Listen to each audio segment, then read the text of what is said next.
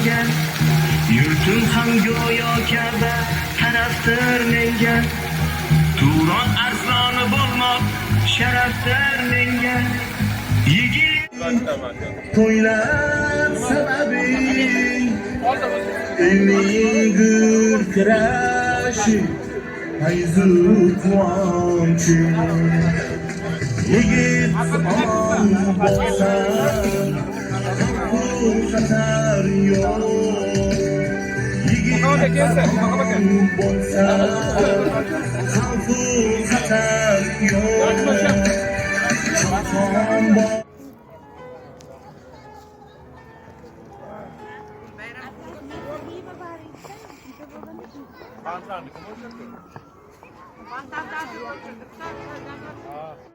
Ikkinchi jahon urushida fashizm balosiga qarshi ko'p millatli O'zbekiston xalqi tomonidan amalga oshirilgan tarixiy ishlarni va ularning yengilmas kuchli irodasi va qahramonligini, o'sha suronli yillar haqiqatini kelgusi avlodlarga aniq misollar asosida yetkazish va ularni jasorat va vatanparvarlik ruhida tarbiyalash g'oyat muhim ahamiyatga ega.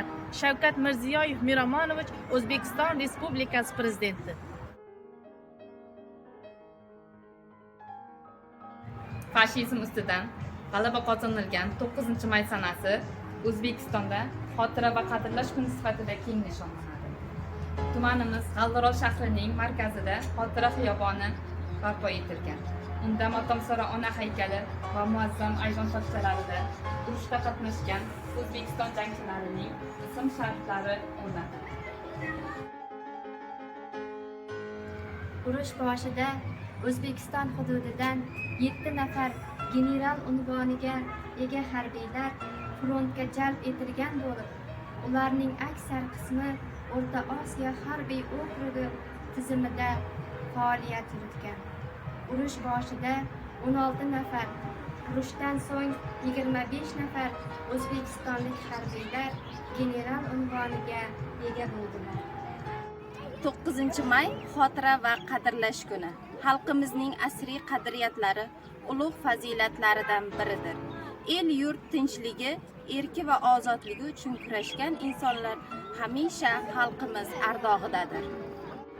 O'zbekistonlik jangchilar urushning birinchi kunidan to so'nggi kuniga qadar mardona jang olib bordilar. Ko'p haqlilar qatori O'zbekistonlik jasur ota-bobolarimiz ham urushning so'nggi qurboni bo'ldilar. Dastlabki kunlardan Hakim Samatov, Toshloq Siddiqov, Zoir Karimov singari yurtdoshlarimiz urushning oldi qatorlarida jang olib bordilar va ko'rsatgan qahramonliklari uchun ularga mukofot tasdiqlandilar. Xotira bor ekan, tirikdir millat, tirikdir iftixor, tirikdir g'urur. Xotira elni xalq etguvchi qudrat, xotira ertanni yoritguvchi nur.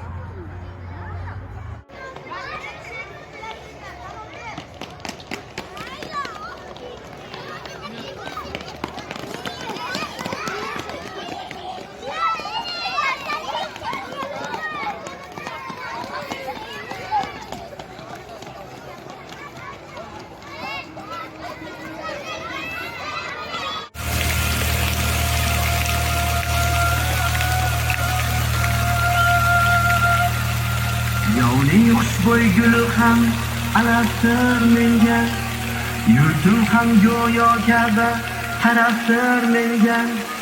Turon arsloni bo'lmoq sharafdir menga, yigit uchun vatan